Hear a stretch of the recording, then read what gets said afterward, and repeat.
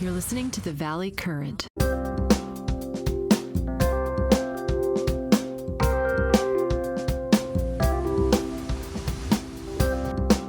the activities of life here in Florida are very outdoorsy. You know, people play golf, they go to the pool, they go to gyms, they do outdoor tennis. None of us have the lifestyle. Right. That's what I was trying to say to her. I was saying that's basically gone for most people most of the time these days. Right? That's right. So, and I don't know if this vaccine is going to change things. Maybe it changes the attitude. People are more positive. The sense I get are people are more positive that we see the light at the end of the tunnel. But I was a little shocked, and I wanted to ask you a question about, I've never heard of a vaccine being 95% effective. That really surprised me. Yes, you know, they state that, but can that actually likely be the case, that it's 95% effective on everyone, kids and adults and people, you know, people of different physical condition? Well, it is accurate for what I think were the 45,000 people on which it was tested. Right, but that sounds like a pretty large sample, right? No, that's a very small sample. That's a small sample? May not be big enough, no, right? Of course not. If it's going to be given to 150 million people, 45,000 doesn't represent millions, tens of millions of people. Well, it might be more like 9 or 10 billion people in the entire globe as well, right? Well, I'm just comparing it in the U.S. with the U.S. But the other problem that has not been addressed, that is very important, are two things. One is the long-term possibility of serious side effects that are not apparent in the very few months or 1 year, perhaps, I don't think it's 1 year, that this vaccine has been used. And you can't buy that time. There's no way you can get that time. You have to wait. Right. So you have to wait to see whether any of those 45,000 people suffer some side effect that's not now apparent. And also records must be kept, and they will be kept, of the vaccinees who received this vaccine after it is approved for emergency use. The other thing is, you do not know how long the efficacy of this vaccine lasts. By that, do you mean that it could be that the virus will mutate in a direction that makes the vaccine worthless? Well, no, that's a third issue. The issue that I'm addressing is that you don't know how long this vaccine and the antibodies that it elicits will be effective. 6 months, 1 year, 2 years, or a lifetime. Oh, okay. So with no mutation of the virus, the existing virus stays in place, but the actual generation of the antibodies kind of deteriorates over time. Yes, even if the agent doesn't mutate, then that could be a problem over the long term, but it's manageable. Right. The other problem is mutation. It is not unlikely that this coronavirus will behave like several other coronaviruses in that group, namely rhinoviruses or common cold viruses, right, or the flu viruses, each of which mutates. We don't have a vaccine against the common cold virus because there are over 100 strains. And we don't have a vaccine against the flu permanently because it mutates annually. Right. And that could turn out to be a property of COVID-19. Well, we should probably make a working assumption that it will be. Well, right? Wouldn't that be the right assumption going forward, that it will mutate and it will have some dramatic additional challenges ahead, or is that just too negative of thinking? No, it's possible, maybe even probable. But we have to be aware of that and not get people believing that this or any other vaccine is permanently is perfect in perpetuity. Right. Not going to happen. Right. And you might say somewhere in this that it's all clouded by the degree to which climate is changing that might induce some other consequences. In other words, it's like we have a dynamic system, and the dynamics of that system are playing out with the way humanity is either evolving or not evolving fast enough to address the dynamics of climate change and the consequences to the ecosystem. And so it's like a really wild ride of a game where, you fix one thing and who knows what happens next, right? Well, we have decades of that kind of experience with common cold viruses and with influenza. Right. Which you would say that probably the next 3 months, maybe the next 6 months even, depending on how bad the winter is and depending on what people do, we could see a lot more cases of even the common flu causing what's typically 30,000 deaths a year, usually. They're just common flu virus. 50 or 60,000. 50 or 60,000. So then we have the conflation of, what's the data of reason for death, right? What will actually be written down? Will it be, died of the flu, died of the coronavirus, died of a combination of the flu and coronavirus, blah, blah, blah, blah, blah. Somewhere in this, it gets very confusing. The data gets very confusing. So when you look forward to sort of the worst case analysis of this, do you say to yourself, look, maybe this is like the thing I read in the paper today that I sent to you, I thought I sent it to you, was people in Halifax in Nova Scotia apparently have no cases, and they're pretty much quarantining no foreigners from coming in, like they're roping off their society, and they could be like the last survivors on the globe potentially. I mean, that must be true in many different pockets of the world that haven't seen this virus, right? Well, no, Germany has closed its borders. Right. But Germany's got the flu. I mean, Germany's got the virus, and Germany's got some contagion, but take a place that has zero contagion, like maybe the North Pole or the South Pole. There are people living there, right? There are government workers that live at the North Pole and the South Pole. I mean, I guess they could theoretically survive depending on what happens over time. Well, I don't know if there's a station on the north, in the Arctic. There is certainly one in the Antarctic. Right. I thought there was a station in both places. There are undoubtedly stations close. But right.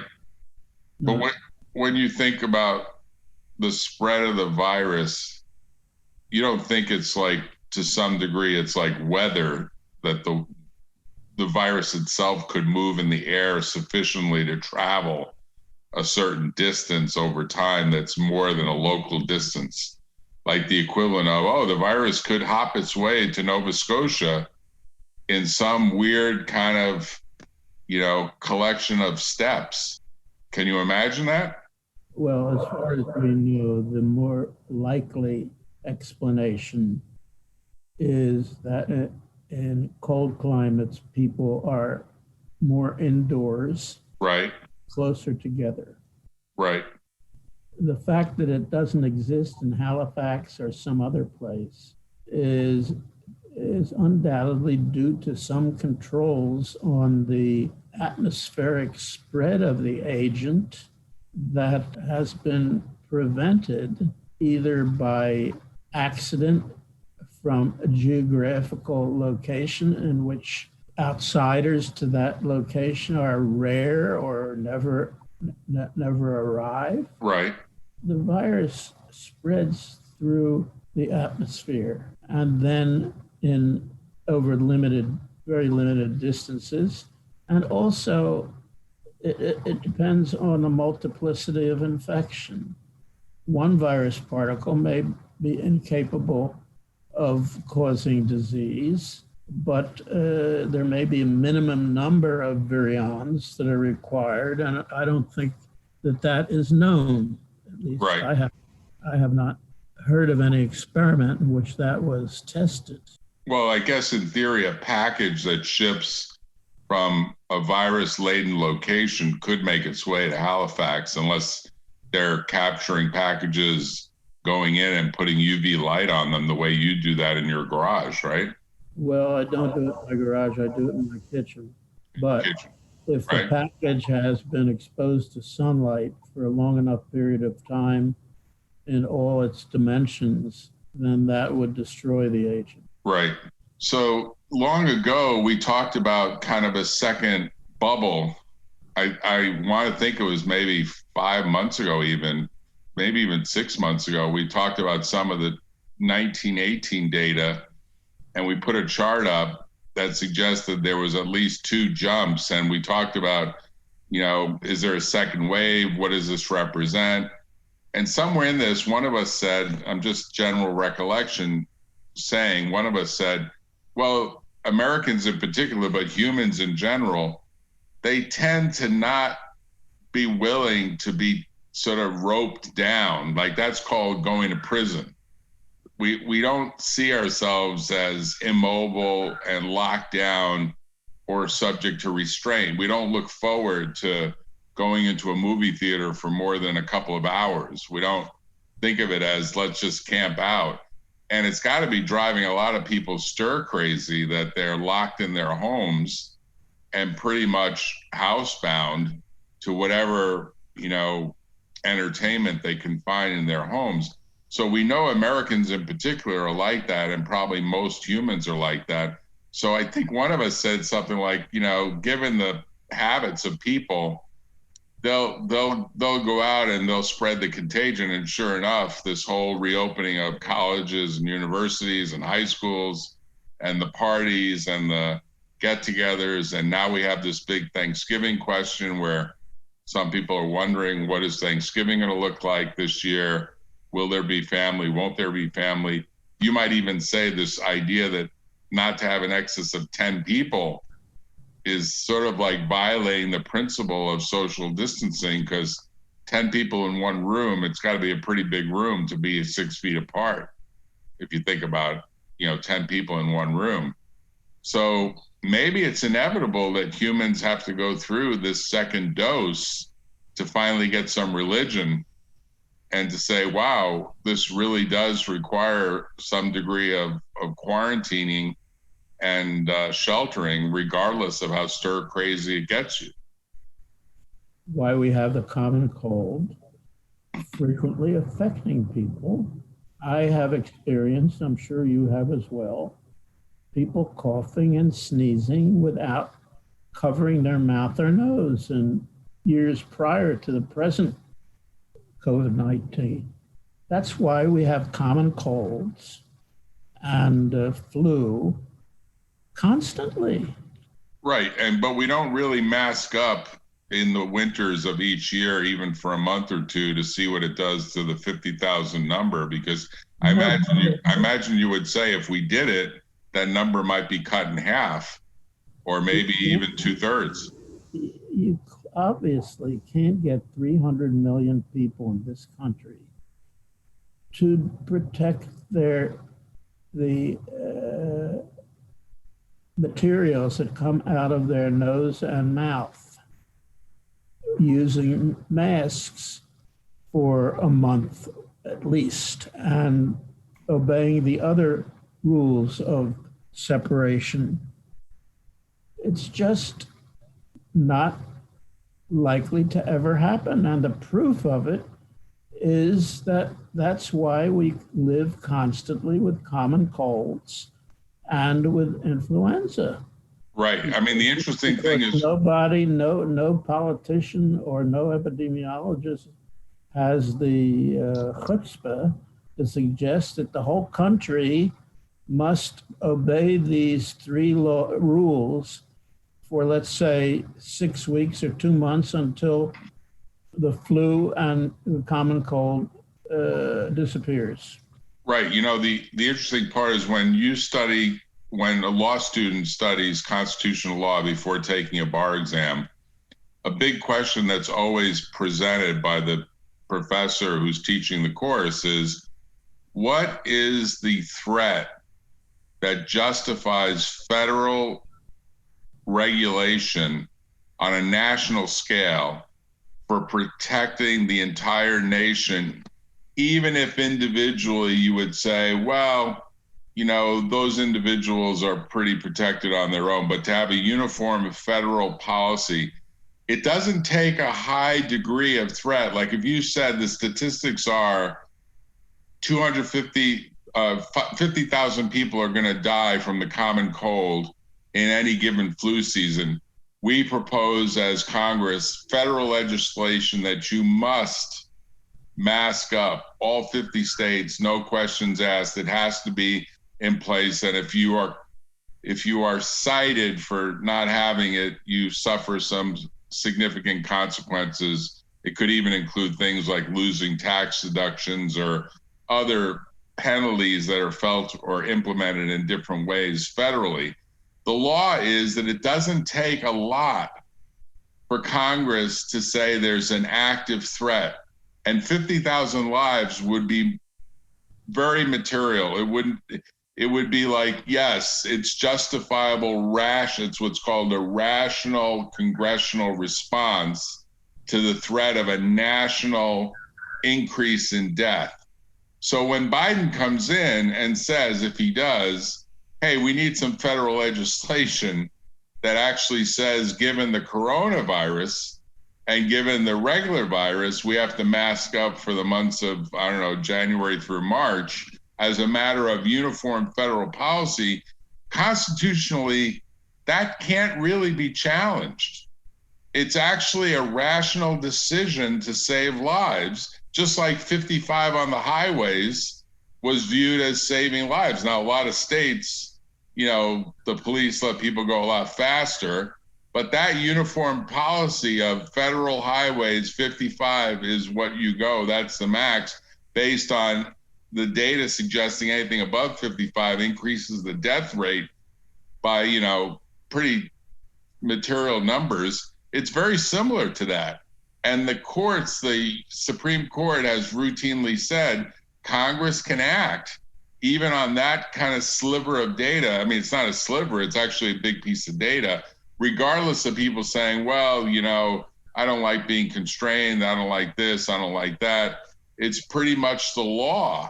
The question is how you would enforce it, and then how you would deal with rule breakers and the like, and the consequences of that, because there are certain consequences that do play out when people violate rules that are in place. There is sort of a form of what's sometimes called per se negligence. You violate the rules, so if you got somebody else sick, then you're guilty of negligence. If they die, it's a negligent homicide. You kind of kill them from not having a mask. It's your point about Trump, that he sort of like killed people by having these outdoor events or indoor events.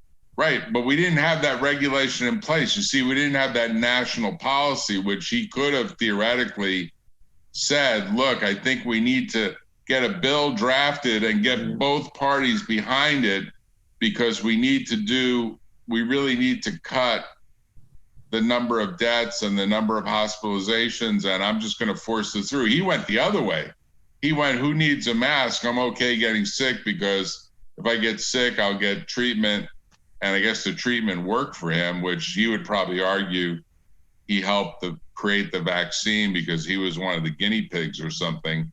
But conceptually, there could have been a federal policy, and if Congress were really united, there probably would have been the federal policy that I'm talking about. And the big question is, will Biden be able to implement that policy? And will that policy end up working in ways that are even better than just coronavirus, like the flu virus? And what the data ends up showing this mask policy does. But I have to tell you, Len, I'm seeing a lot more people in Florida wear masks than I was seeing back when I first moved here. It seemed like people didn't buy it. I think there's been a certain change of mind, or the tide has changed based on just the numbers every day getting worse and worse. I think people are starting to get a bit of religion, even here in Florida, which I think up to now has been pretty much, a view that, hey, do it if you want, don't do it if you don't want, it's just up to you. Well, there's one piece of data that I would like to see, and that has not been done yet. What's that?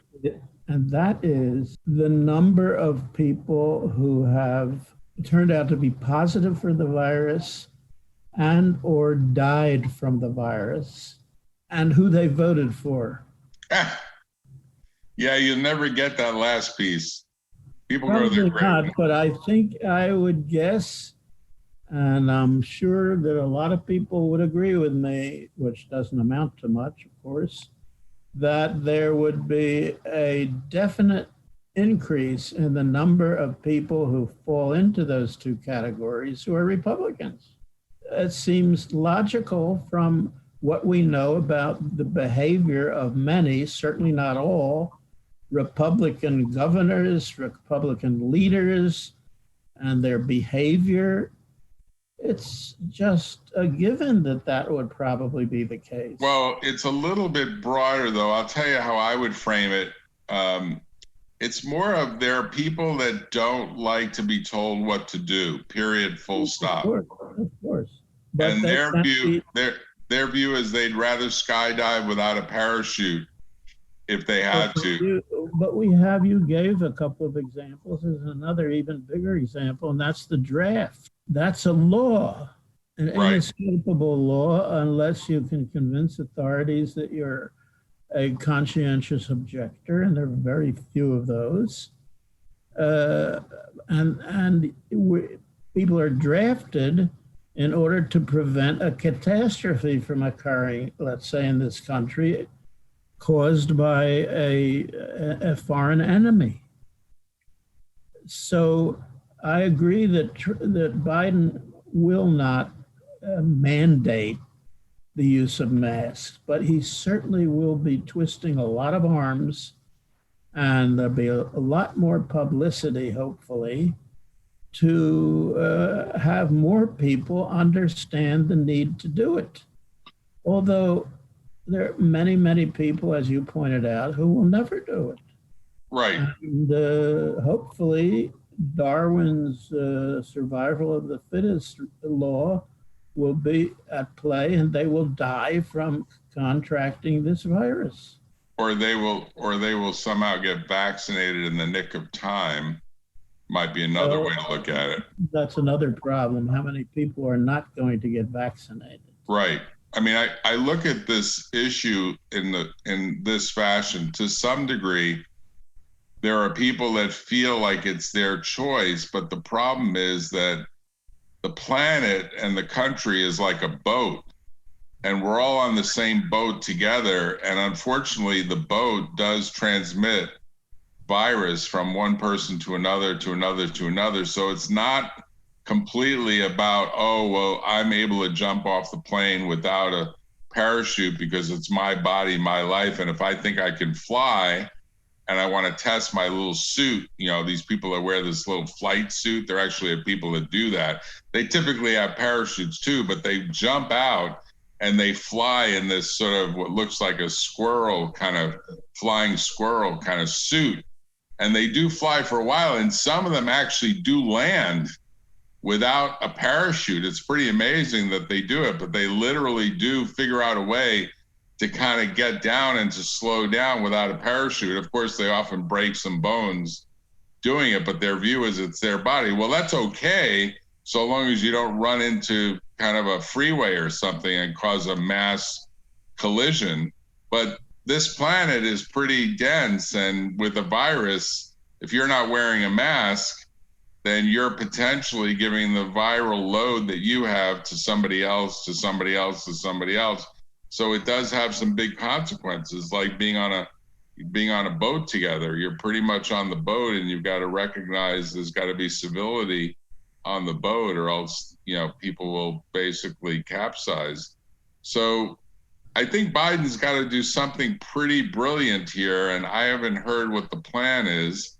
I mean, you could imagine tax deductions for people that certify under oath they wore the mask, maybe tax deductions for people who don't leave their house. I mean, you can induce behavior in all sorts of smart ways. How you police it might be a little tough, but he's got to come up with something that actually enables people to change behavior. But, Dr. Walter Bortz has been talking about this for a while with respect to diet and people's eating habits and obesity and diabetes. And he says we need a way to induce people to do the right thing, but we haven't quite figured that out either. A mainstay of the Republican platform is that they do not want the government to manage human lifestyle. Right. That's been part of their platform for decades. And so what you're suggesting is, again, going to result in a negative effect for the Republicans who believe that, as opposed to others who will obey a mandate, despite the fact that it might even not incur a penalty to disregard it. Right. So, you could argue that part of the brilliance of the United States is that you could gravitate to a state that sort of has rules and regulations that support what might be said to be good health or healthy habits. There certainly are cities that are selling themselves on the view that they're healthier cities. And if you look at the map of the United States, it's pretty much like a very divided country. There's a bunch of red in the middle and a bunch of blue in both coasts. If you were to look at the map, it's almost like the Republicans are mostly in most of the states in the center of the country, and the Democrats are mostly on each of the coasts, and it's sort of like two different worlds, right? yeah. And you could argue the brilliance of that is, to some degree, if you really do want to get out of a situation where you think there's too much regulation, well, you can move to Montana or Wyoming or North Dakota or South Dakota, and whatever plays out there, and you basically live with that consequence. At the same time, if you really want to be in a liberal environment, kind of the way in which gays and lesbians made their way to San Francisco, and it became kind of like a center of the Beat Generation and a bunch of other things, then you make your way to those liberal cities and states that support a different approach. Now, I don't know whether eventually the natural progression of this is you end up dividing the country in two, because it almost feels that way to me. It almost feels like this election was like two different countries trying to vote for a single officer. And, the reality is it's two completely different countries, two completely different attitudes towards how we should be governed and what level of government should exist. And what I've always said is, it seems sometimes as though the electorate aims for a gridlock where there's nothing that can happen in Washington, D.C., because the House is divided, the Senate's controlled by the Republicans, the House is controlled by the Democrats, and the president basically can't get the two parties together. Arguably, that's exactly what played out with Trump. It's not like he was a leader of consensus in any fashion, that's for sure, right? Although he would probably say he passed a bunch of stuff, including the federal criminal legislation and a bunch of other stuff that was bipartisan. But when you look back over the 90 plus years, do you say to yourself that we're evolving in the right direction, or do you say to yourself, man, we've had quite a hiccup here? What is obvious to me is that this degree of divisiveness never existed during most of my lifetime. It seems to have happened, and I hate to again blame what I think is the origin of this and other problems that I already mentioned. But I believe that it had its origins with the Republican Party, especially beginning during the period of time when the younger Bush took over. And that created a lot of polarization because of some of the things that he did that were really against democratic principles. And it blossomed from there to what we have today. This is not a scientific study. It's my judgment. You wouldn't go back to Nick. You wouldn't go all the way back to Nixon. You're going back to Bush 43, not Bush 41. Bush, the 43rd president of the United States, not Bush 41. He wasn't as much. He wasn't as far right as his son, who was actually a stupid person. He was not a bright guy, but by any means. But that aside, he's a pretty good painter, apparently. He's painting in his older age. He's an artist. Well, that's not going to help this country. Not going to help the country. So during the years leading up to the Bush administration, with I can't think of any serious exception, even Ronald Reagan, there were many people who hated him, and many Republicans hated Roosevelt. Really, right. Many people don't understand that our Social Security system, which is favored by both the Republicans and Democrats now, was a plank and a part of the socialist platform in the 20s. Right. And it came from the socialists. Right. Which is a dirty word today. If you use it, you get into a lot of trouble with Republican right-wing ideologues who don't understand what socialism is and why people who characterize them as socialists are not advocating that the government become a socialist government. It's just all wrapped up in ignorance. Right. So when you look at your life going backwards and you look at the various presidents that you've gotten to experience, it doesn't sound like a lot of people think the turn happened at Nixon.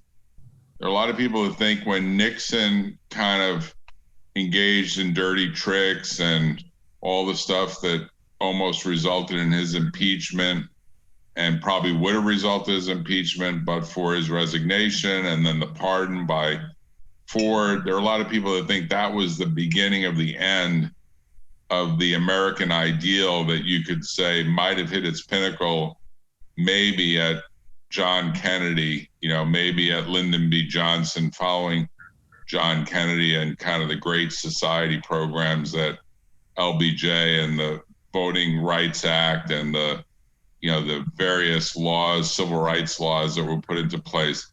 Maybe that was the height of it, but some people think the beginning of the bottom was really at the point of Nixon and the various things that played out under his administration, although he would probably take credit for uniting the United States with China, which maybe was a good thing, maybe wasn't. As it turns out right now, we're in a major contention with China over what might be considered the future of.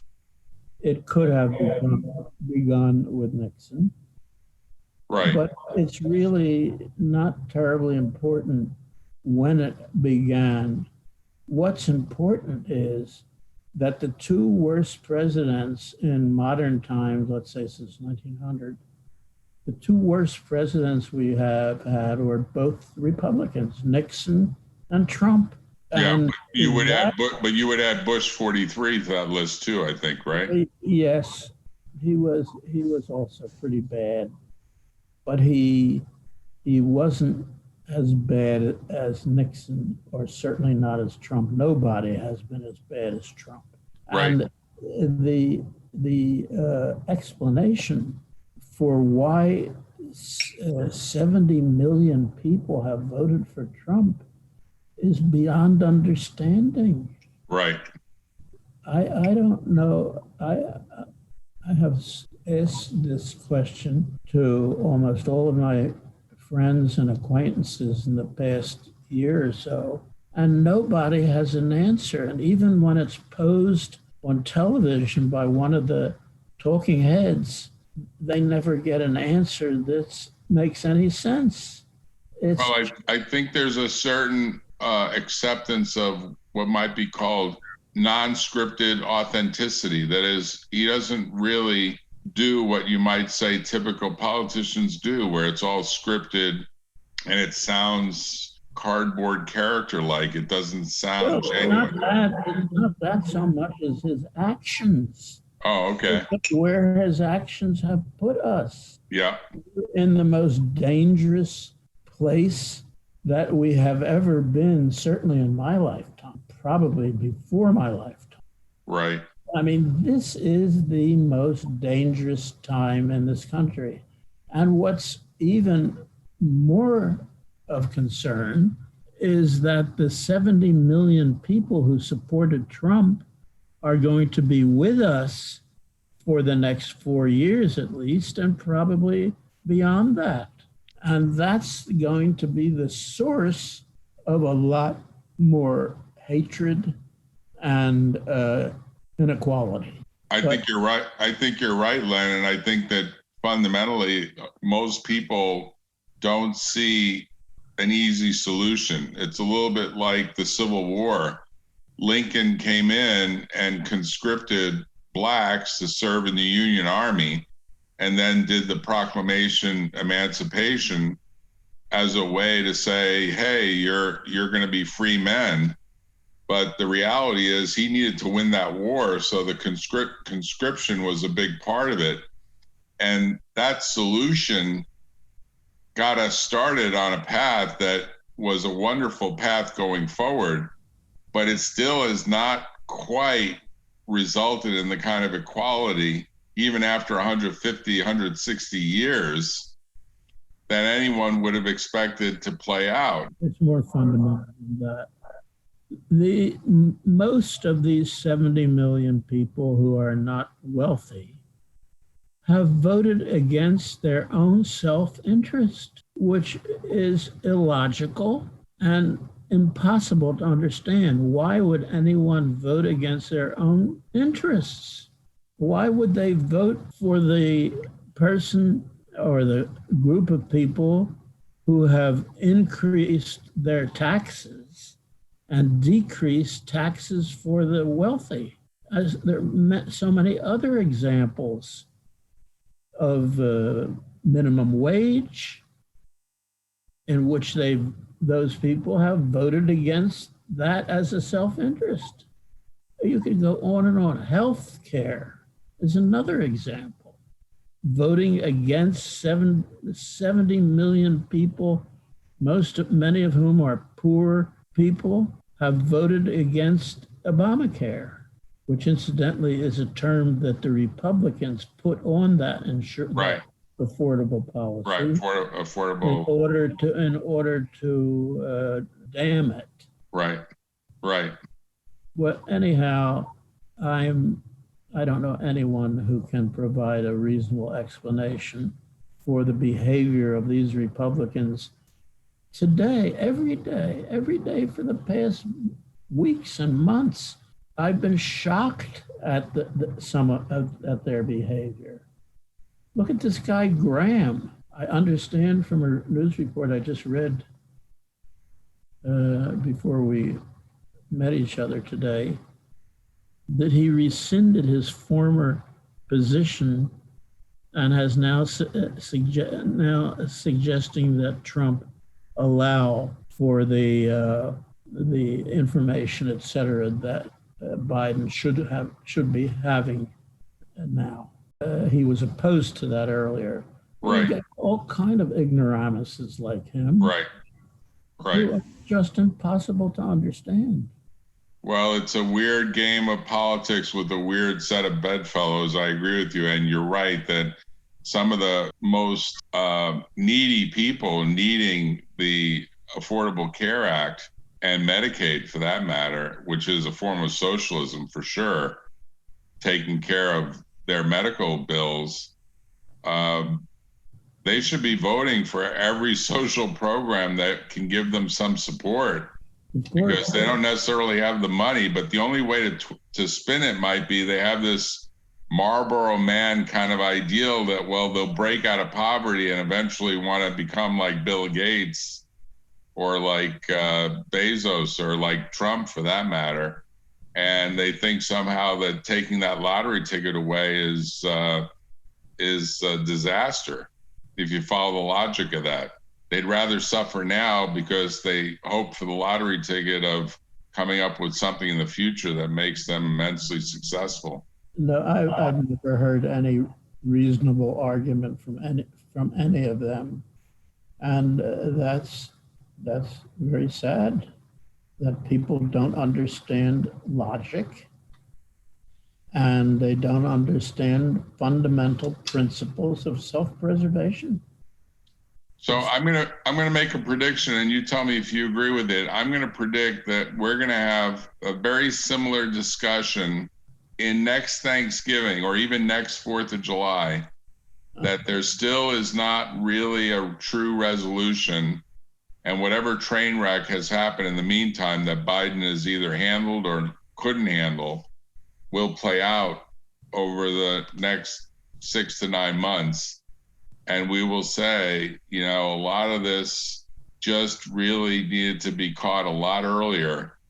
And once the momentum got started for the number of cases and the number of catastrophes, you know, there's so many small businesses, including here in Florida, that are closing down because they just can't get the patronage. I mean, I'm sure Federal Express will do well, and United Parcel Service and Amazon and all these delivery services, but a lot of small storefront businesses are closing. And I'm sure that's true throughout the United States. 2/3 of business has traditionally been small business in America. And we're seeing a major takeover by the big players like Amazon. They're becoming ginormous monopolies. And that's just playing out because of this current situation. Yeah, I don't see a short-term solution to any of this. Well, I think the New Yorker article is really an interesting idea because that might actually take off. I haven't seen anyone do that kind of article. I think it would be quite an insightful exercise. So maybe at some point someone from the New Yorker will pick up this podcast and say, "Hey, we've got to get Dr. Len Hayflick to do a little article for us about what he's doing for Thanksgiving, because you are definitely out there in the avant-garde, if you ask me, on your approach." Yeah, and definitely something to comment about. It's doable, it's pleasurable, but it's not perfect.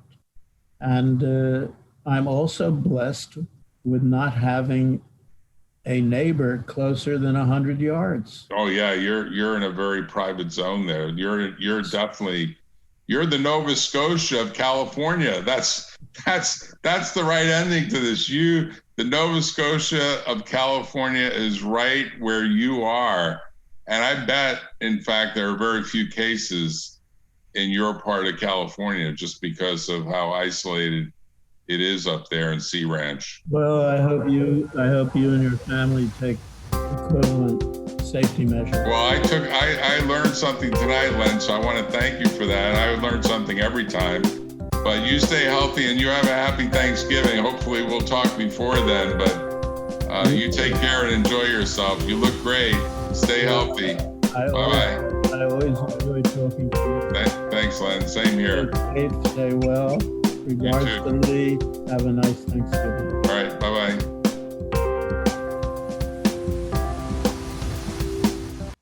Tune in next time on The Valley Current.